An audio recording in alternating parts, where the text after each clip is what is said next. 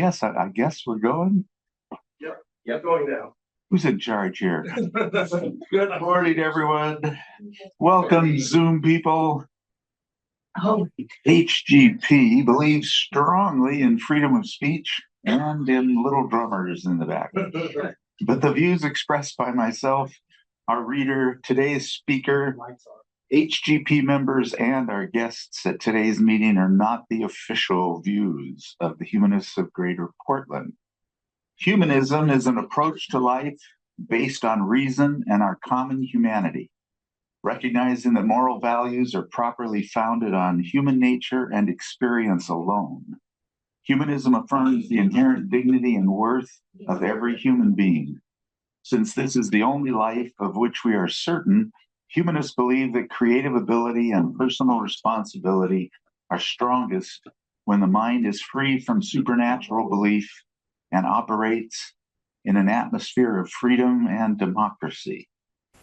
Okay, this is a YouTube that I caught by a guy named Hank Green. You may have seen him. He's got a lot of really great YouTube videos. And this one seemed very timely, dealing with the moon recent moon mission of Artemis. So I'll try to read it quickly like he does. It's called Moon Joy, by the way.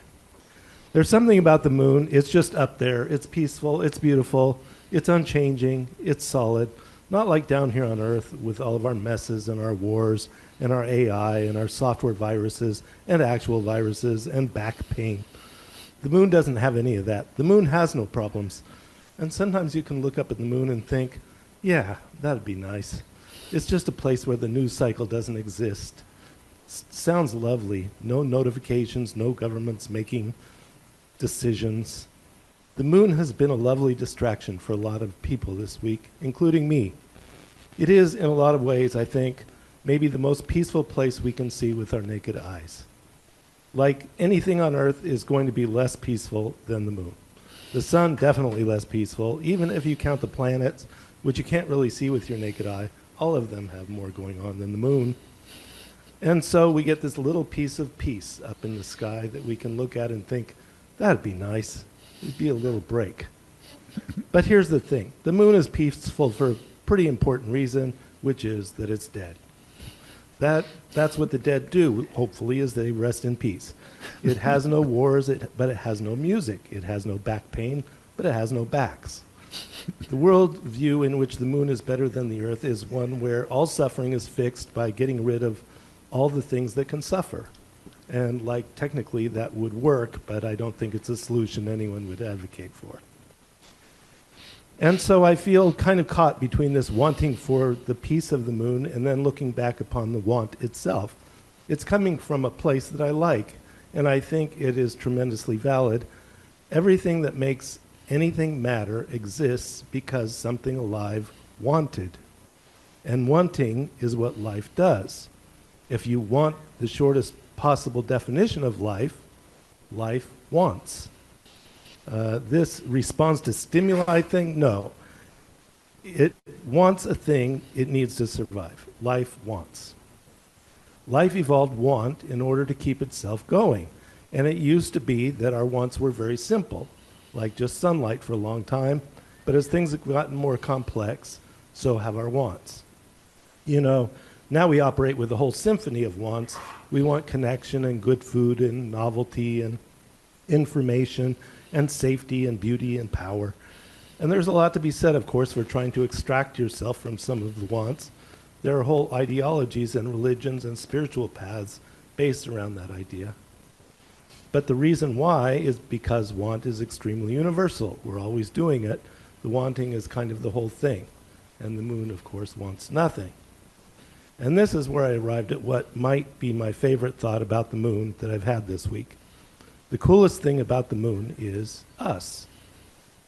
You could imagine a Earth-Moon system where the Earth is just as dead as Mercury and the moon is just as dead as the moon, and that place doesn't matter. There are a billion of those all over the galaxy.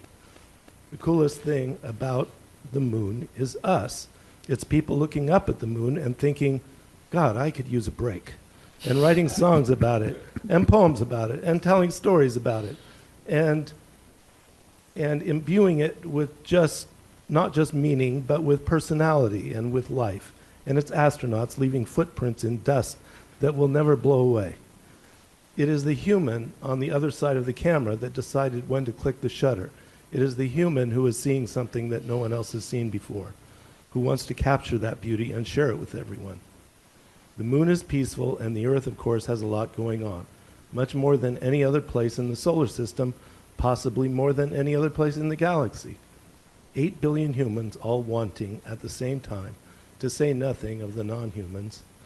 As wonderful as the moon is, it would be nothing without us. It does not even make its own light. What we see is the sunlight that bounces off the moon and reflects back at us, just like all the meaning that the moon has is just our meaning that is bouncing off the moon and reflecting back on us. To the astronauts of Artemis II, welcome home. Thank you for all your work and for your want. There's something important that life does that nothing else in the universe can do, which is that it makes things matter. Oh, thanks. That's great. In recent years, the LGBTQ plus community has faced hostile legislation and harmful rhetoric, with the current political climate specifically impacting LGBTQ plus older adults. Alex Maresca of Friendly House will explain how their elder pride services work to address the impacts of this historic and ongoing discrimination of this population. She's programs training, advocacy, and outreach specialist. She's also researched challenges to conversion therapy and serves as secretary for the Oregon Queer History Collective. Please give a warm welcome to Alex Maresca. Hi, everybody. Thanks so much for having me here. When I heard you all were meeting at Friendly House, I realized it couldn't be easier for me to make the way upstairs. So really excited to, see another part of the programming here that I didn't even know was happening. All right, so here's a quick roadmap of what I had in mind for today. I'll start by telling you a little more about Elder Pride Services. I'll give you a brief introduction to LGBTQ history, focusing on how that impacts older adults specifically. Then I'll talk a little bit about barriers to healthy aging for LGBTQ plus older adults.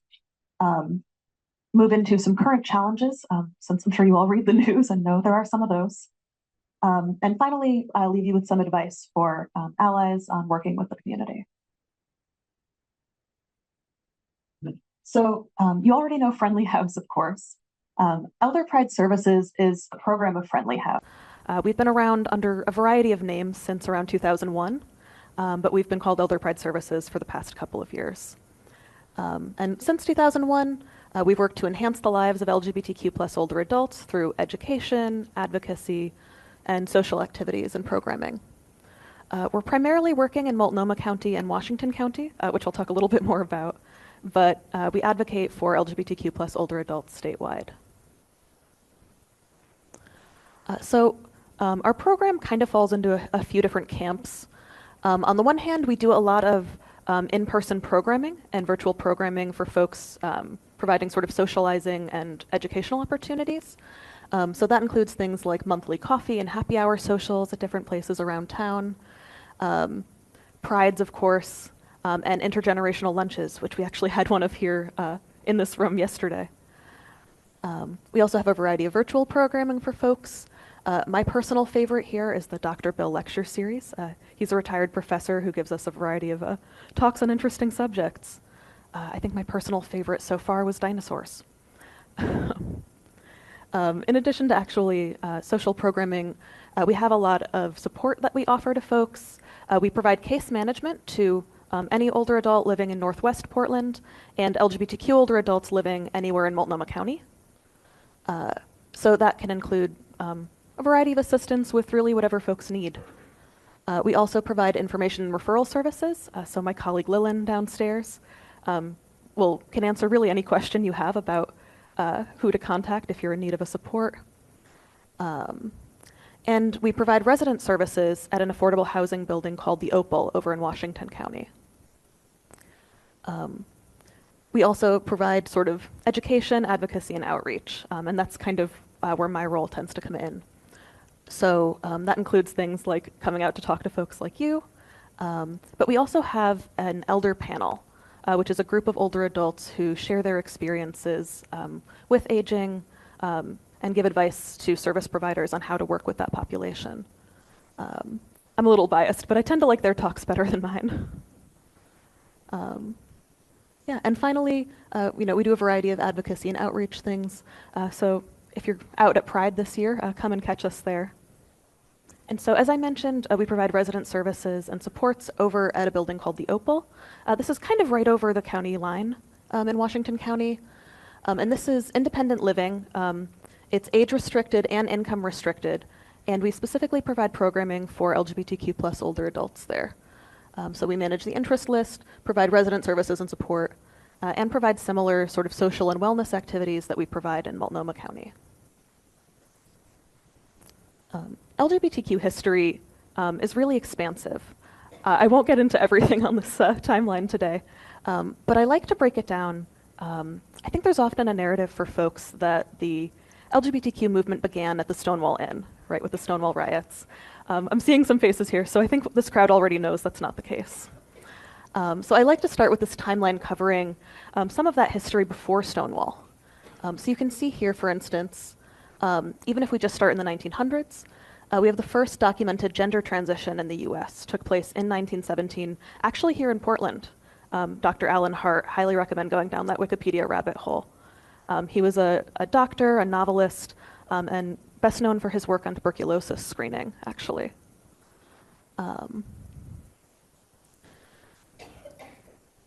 We see some of the earliest LGBTQ rights organizations formed in the mid-50s. So the Mattachine Society was the first really long-lasting LGBTQ organization. They were called homophile organizations then. And the Daughters of Bilitis, which was a lesbian equivalent, was founded a year later. We even see instances of the LGBTQ community resisting police violence and oppression predating Stonewall. So one of the incidents worth mentioning here is Compton's Cafeteria. This was a local eatery in San Francisco where the patrons were being harassed by the police there, trans women in particular, and did resist that, basically starting a riot against the police there. Of course, LGBTQ history also doesn't end with Stonewall. So we see even after Stonewall, there were a variety of fights to be fought. So for instance, until 1973, the American Psychiatric Association had a diagnosis in its Diagnostic and Statistical Manuals, the DSM, specifically for homosexuality. That in itself was considered a mental illness. However, there was years of activism surrounding that diagnosis, organizing all across the country by gay activists. And the APA did decide to remove that diagnosis in 1973. Even as the psychiatric establishment started to come on board, you started to see, you still saw movements against LGBTQ participation in education, employment. We saw, for instance, an initiative to ban gay people from becoming teachers in California, which was narrowly defeated. And really you see that kind of at every stage, the LGBTQ community had to fight for equal access to opportunities. So in employment, with the Briggs Initiative and onward, in the military, defeating Don't Ask, Don't Tell, and of course with marriage equality, culminating in 2015. So I like to go over this history when talking about LGBTQ plus older adults, because I think it's easy to feel like the past is the past. Like, yes, that was horrific, but we got through it, and now we can move forward. But for older adults, they lived through all of these things, and just because the fight has been won, even temporarily, doesn't mean that the impact of that goes away. So someone who's 85 today would have been growing up during the Red Scare. They would have been, 7 to 14 years of age, seeing on TV as people who were gay were fired, or even considered being gay were fired from government employment. That person wouldn't have been, they would have been 29 by the time the Stonewall Uprising began, which people now consider to be the start of the gay rights movement. They would have been 33 when that homosexuality diagnosis was removed from the DSM. So really growing up with that being considered a mental illness. 41 at the start of the AIDS epidemic. 75 before gay people could legally get married anywhere in the US. And 80 before workplace discrimination based on sexual orientation or gender identity was found to be unconstitutional by the Supreme Court. So these things do have ongoing repercussions for folks. Which brings me to barriers for healthy aging. Given what I've described, you might not be surprised to hear that there are some financial barriers for a lot of members of the LGBTQ+ community. LGBTQ people historically were and continue to be more likely to experience employment discrimination. This accumulates over time, which makes folks' Social Security payments lower as they age. Historically, entitlement programs like Social Security, pensions, and retirement plans are often tied up with marriage benefits. So if you weren't able to marry your long-term partner, you weren't able to access those benefits, which further contributes to those financial barriers. And we see these in the data. So on average, LGBTQ+ elders have fewer financial resources despite higher levels of education. This is specifically from a study in Oregon, by the way. And today, 1/3 of LGBTQ+ elders in Oregon live at or below 200% of the federal poverty level. In 2026, this is about $32,000 for a family of one.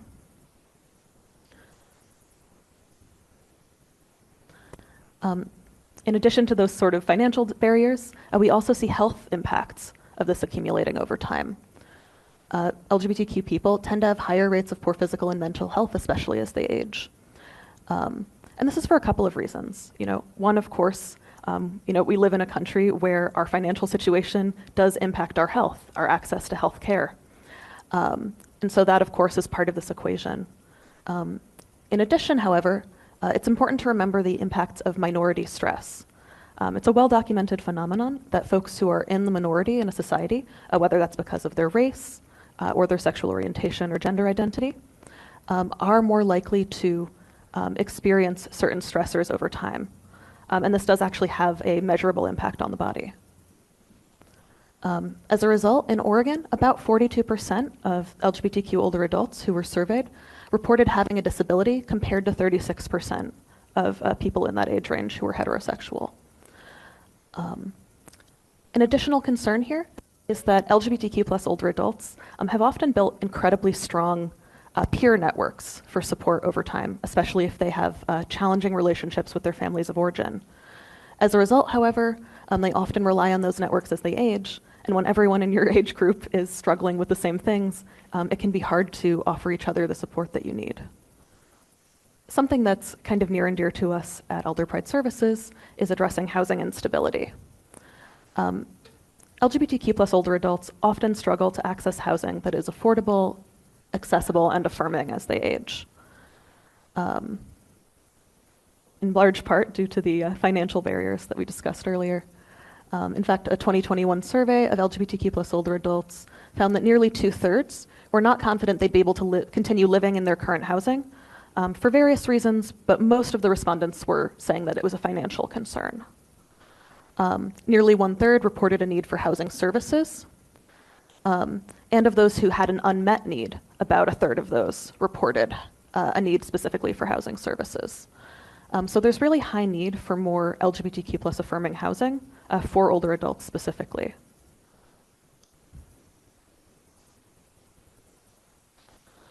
And finally, I want to talk a little bit about social isolation.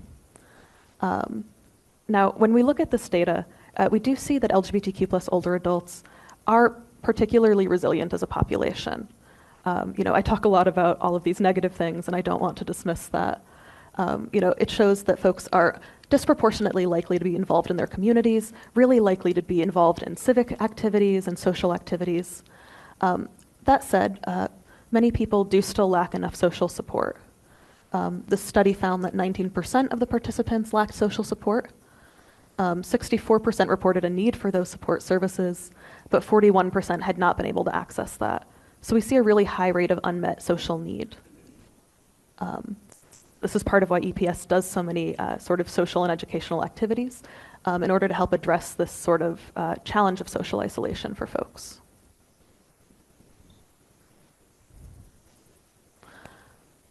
Now, despite really meaningful progress over the years, you saw all of those things on my timeline, discrimination does persist, even in places like Oregon.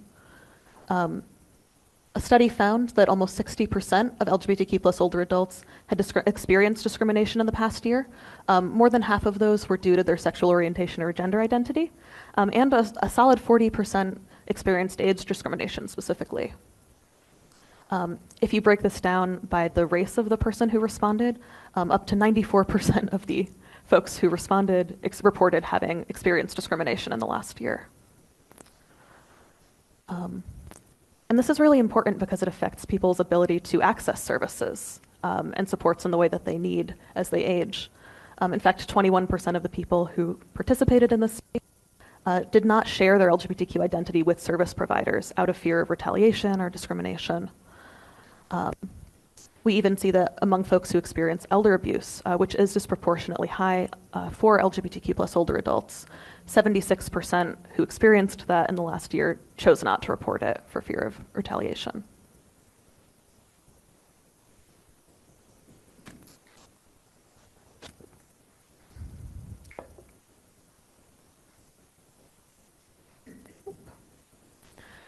I have to include a lot of rainbows because this does start to get a little bit heavy.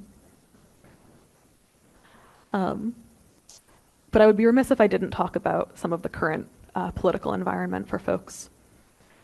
So, again, I don't think I need to tell this crowd. There has been a lot of hostile legislation against the LGBTQ plus community in recent years, and particularly against the trans community. I chose to highlight just a handful of issues here to not make this a complete bummer of a Sunday morning for folks. First, something that's really been in the news is gender-affirming care. There have been gender-affirming care bans passed for young people, usually under 18, in a variety of states. I believe about half last time I checked. However, it's really important to know that gender-affirming healthcare is still available and legal in all 50 states for older adults. So if you're over 18, you should still legally be able to access that service. Some hospitals have felt sort of cowed by the current administration, but I personally think it's really important that we remember the rights that we do have so that we don't cede ground before it's been given up. Now, in Oregon specifically, we also have laws that protect both patients and healthcare providers specifically. So back in 2023, they passed House Bill 2002, which basically allows providers in Oregon to not be punished for providing gender-affirming care to people from out of state. So for instance, if someone in Idaho decides they want to seek hormones in Oregon, for instance, Idaho can't try to extradite that medical provider to Oregon to be penalized under their laws. HB 4088 was actually passed just a little while ago now, this year, which furthers those protections and also closes some security loopholes so that it's not easy to find out who accessed those services. Another concern for a lot of our trans community members have been gender markers on official documentation. So, as you might have seen in the news, there have been efforts to change the ability of people to change what gender marker they have on their official documentation.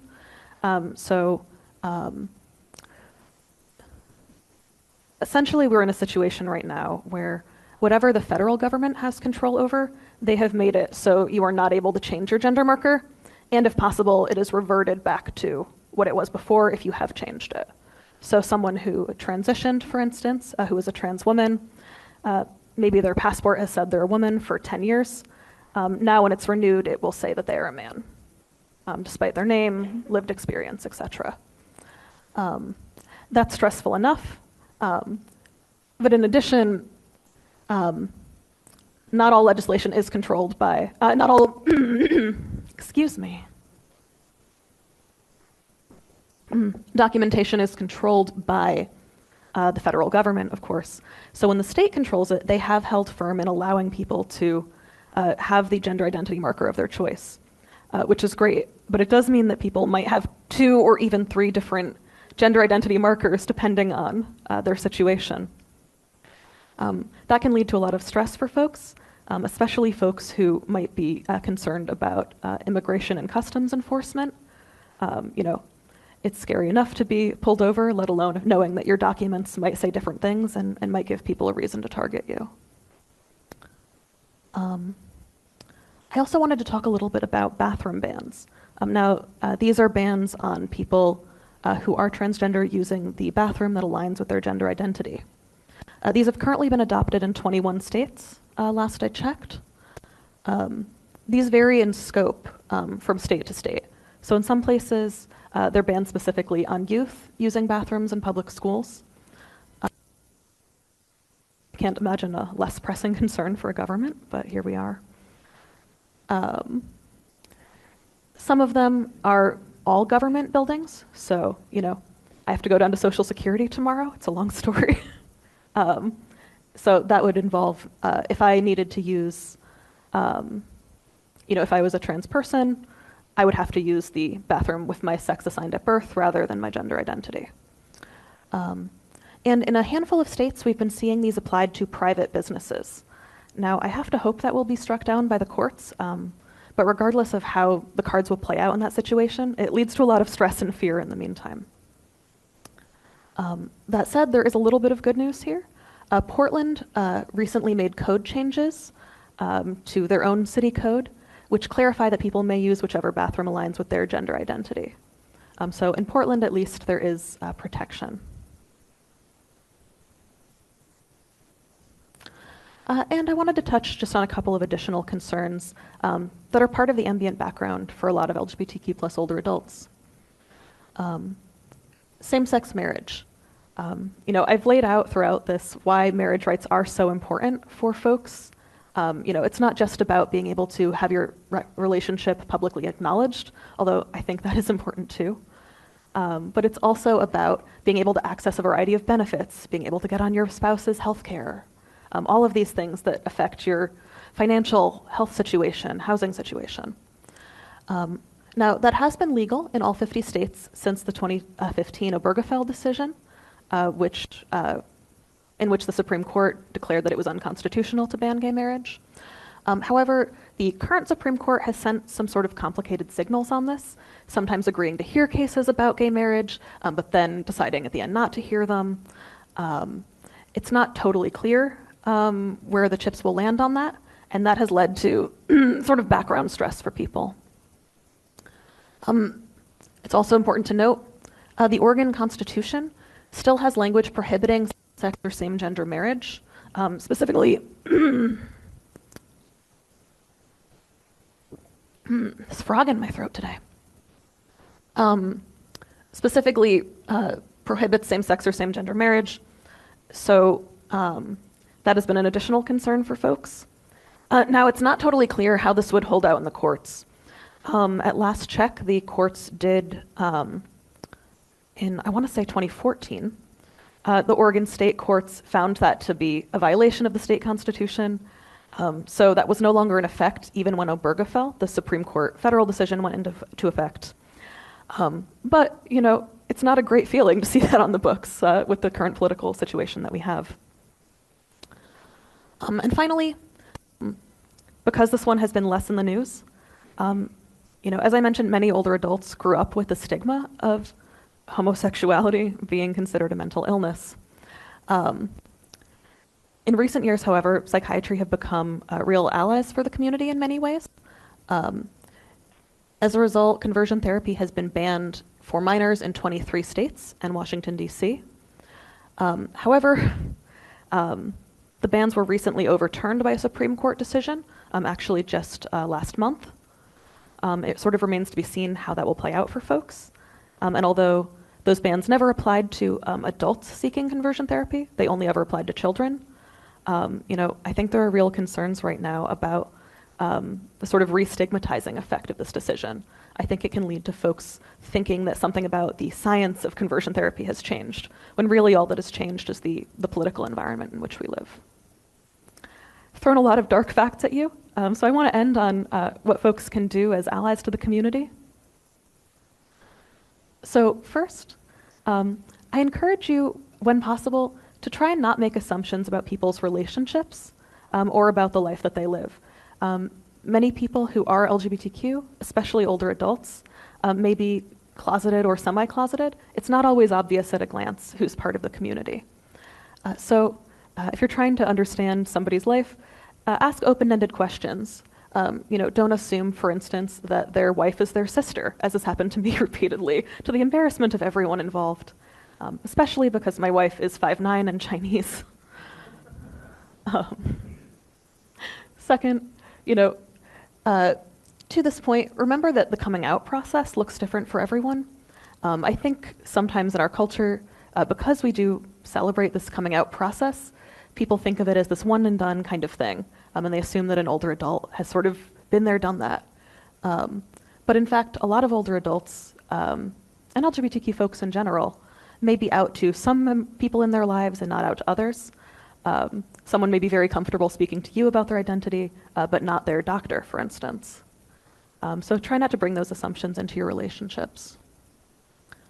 Third, ask people for their preferred name and pronouns, and do your best to use them. And conversely, no matter how curious you are, please don't ask trans folks what their original name might have been, the name that they got at birth. I think this might feel obvious to some folks, but for many people, that birth name is known as a dead name. It's a name that can be really painful for folks to remember. And I know several trans folks in my life have had the experience of, meeting people as an adult, fully transitioned, living their life, and they disclose their previous name to someone who they thought was safe, and that person starts using that name instead of the name that they've always known them by. I think that can be a really disheartening experience for folks. And finally, of course, I've touched on a lot of the sort of unique experiences that LGBTQ folks have had, but don't forget that we're all more than just sort of a checkbox of our experiences. All of us are individuals, and we all have unique relationships to our various identities. So remember that people are people.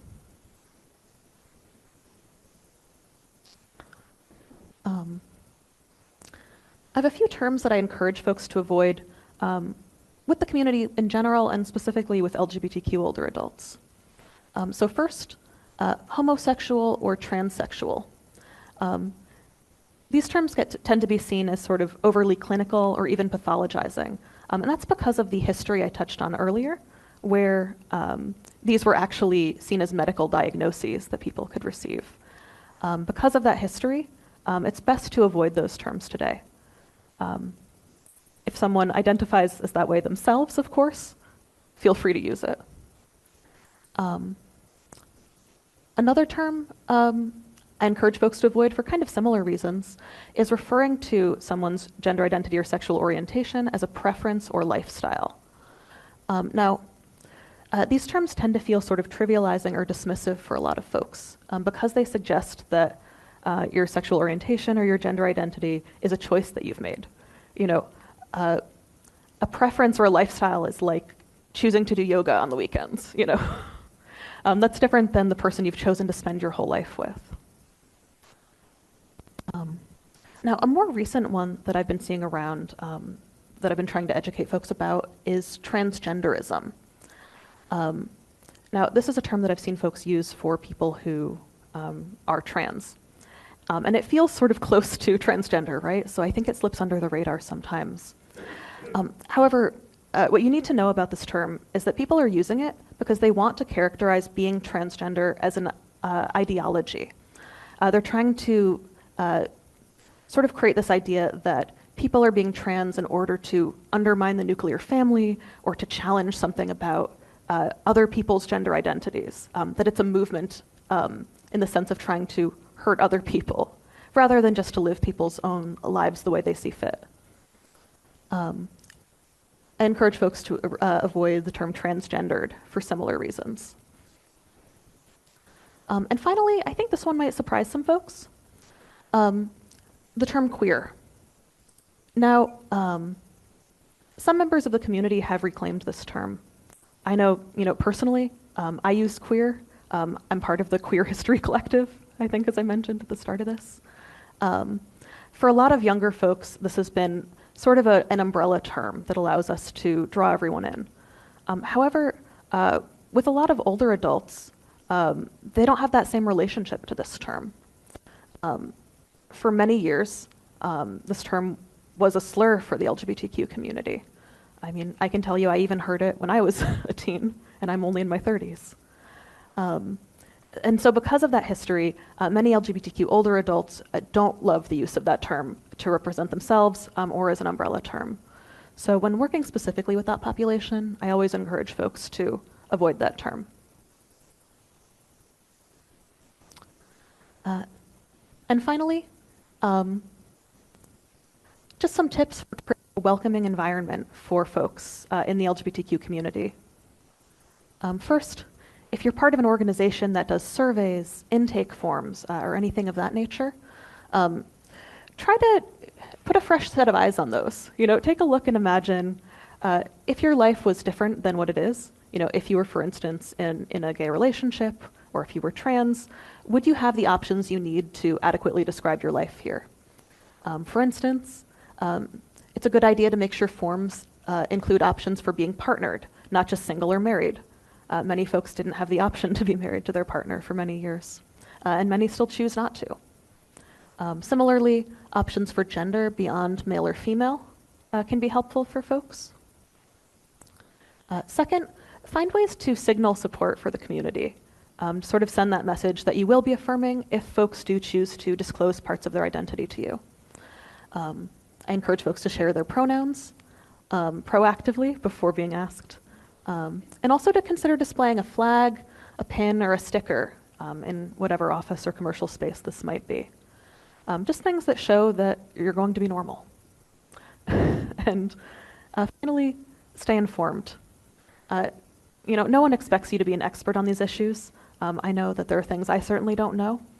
But familiarizing yourself with the political and social climate, knowing that things are happening and that people might be a little frazzled as a result, really does go a long way to being an ally to the community. So with that, I'll just leave you with some resources. First, I wanted to let you know about the Respect campaign. This actually came out of the survey I've been talking about. It was a state-led initiative to reduce elder abuse among LGBTQ plus older adults. And you can visit oregon.gov/respect for more information about reporting, some statistics, etc. There's a bias crime hotline if you ever hear of someone who has an experience with a bias crime. And I've cited a lot of the data from this report, but the Goldson Institute survey was done back in 2021 of LGBTQ plus older adults. If you're interested in learning more, that's the place to look.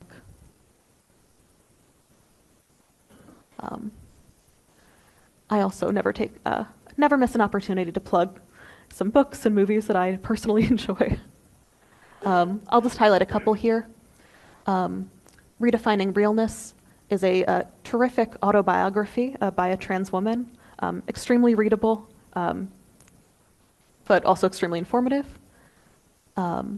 If you're interested in more of that history about conversion therapy and the homosexuality diagnosis, I recommend The Straight Line by Tom Wade-Zunas. It's an academic book, but he is a good writer, I promise. In terms of some films, Jen Silent is a documentary specifically about the experiences of LGBTQ plus older adults. It takes place more in Massachusetts, but I think it's a really personal look at those experiences. And finally, Paris is Burning, terrific documentary. Yeah, I'm seeing some nods here. A terrific documentary on the New York drag scene in the 1980s. My personal favorite thing about it is realizing how much of current teen slang actually comes from drag culture. It's kind of a fascinating connection to make. And with that, thank you so much. I'd like to ask the first question, something that Todd used to always do. A friend of mine is mostly liberal, but he has some issues, especially with trans. And he is maintaining that there are more gay and LGBTQ people, and he attributes that to indoctrination, you know. Okay. And I've told him that I think they've always been there, they've just haven't been as visible. Is that correct? Yes, I would say so. So there's a terrific book actually called Whipping Girl by Julia Serrano. Highly recommend. It's about the trans female experience specifically from a more theoretical lens.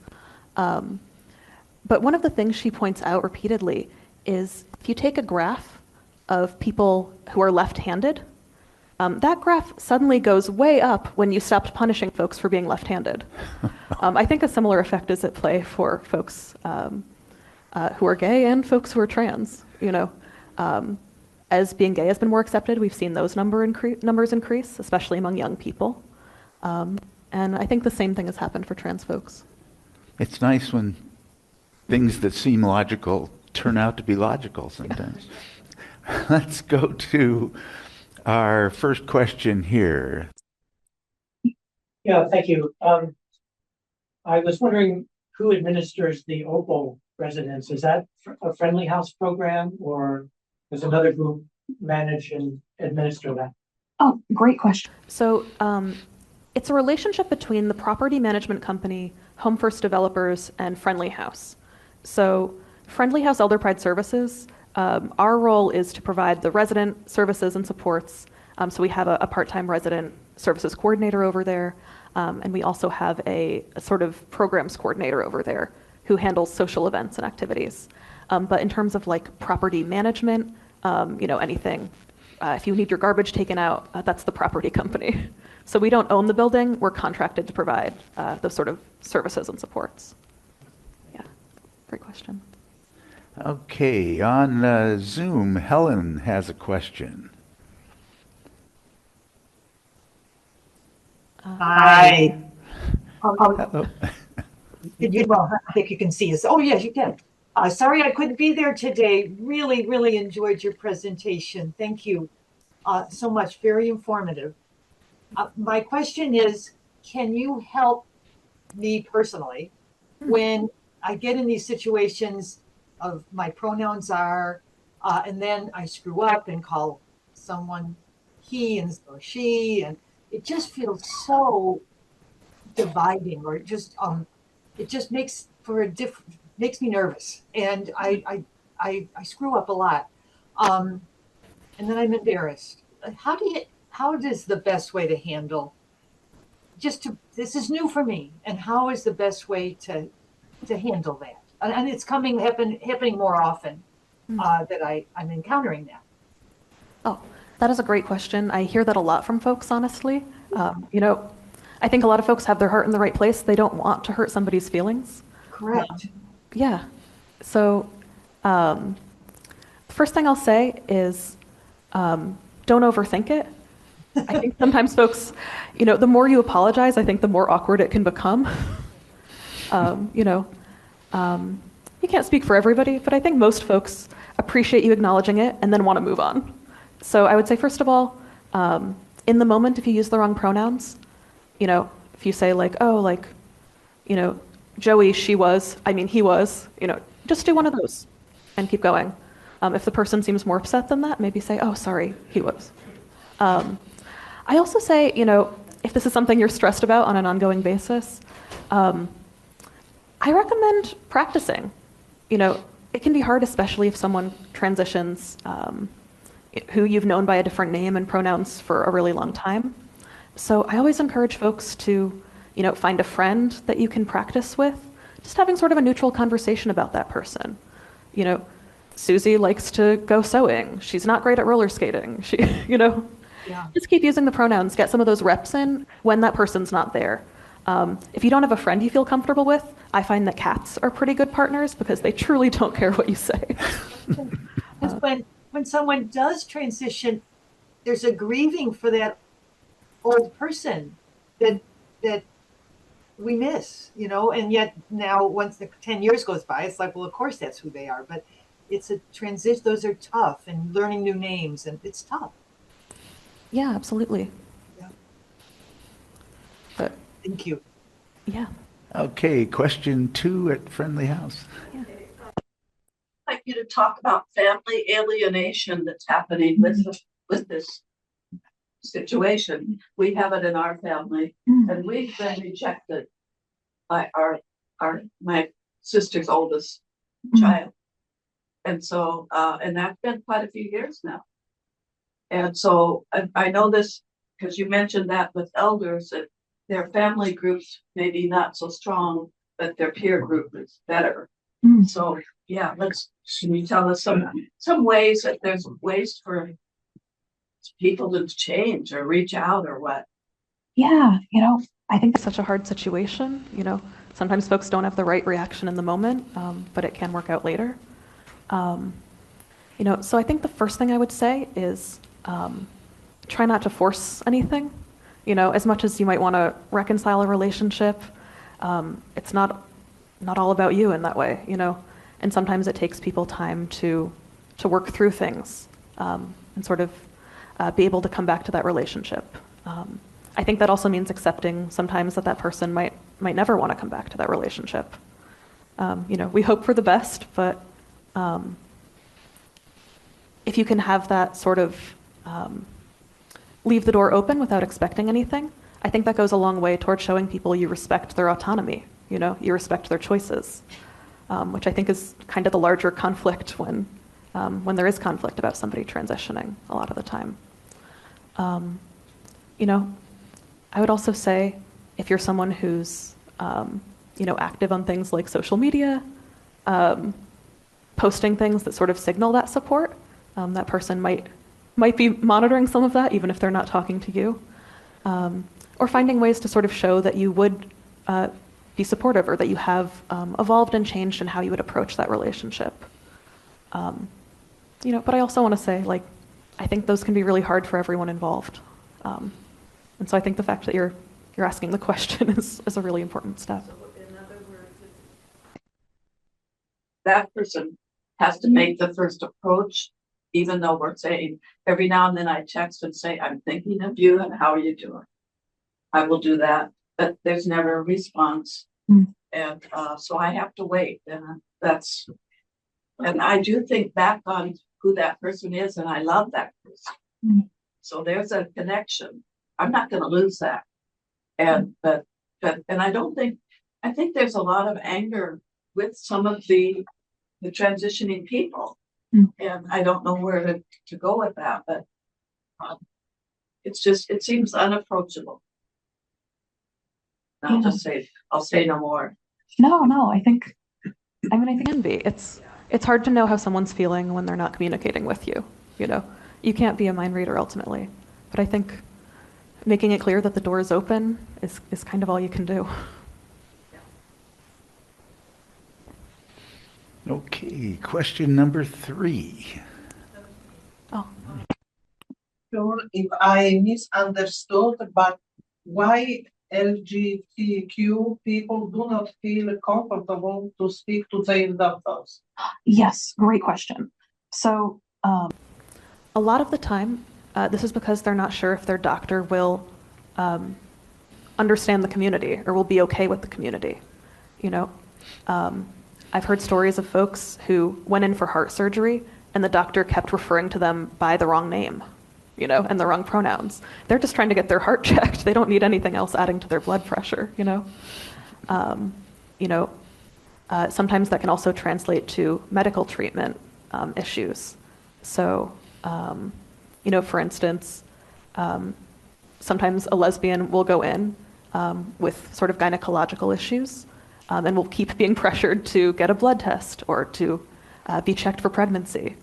And no matter how many times you say that that's not realistic, doctors don't always want to hear that. So there can be a lot of things about that where doctors either don't understand your identity or don't take it seriously that can just make it really difficult to be in those vulnerable situations.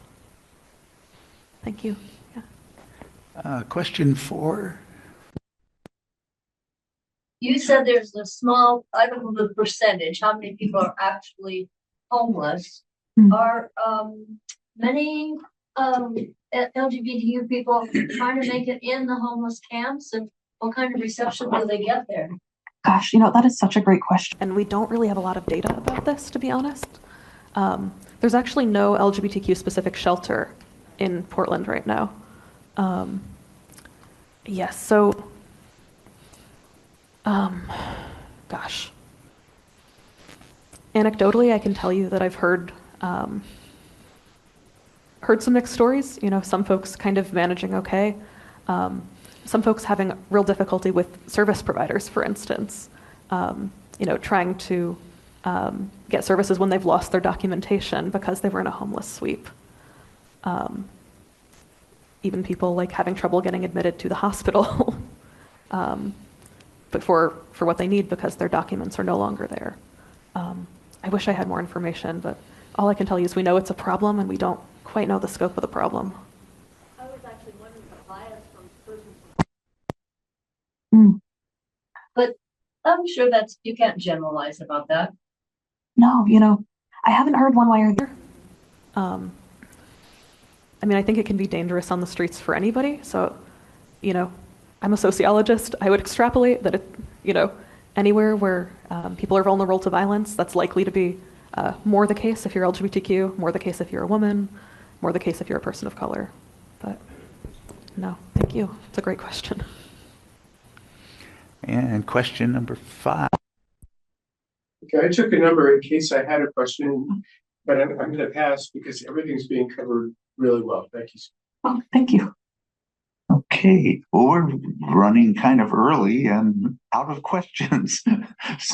Once again, let's thank Alex for a wonderful presentation. Thank you. Thank you.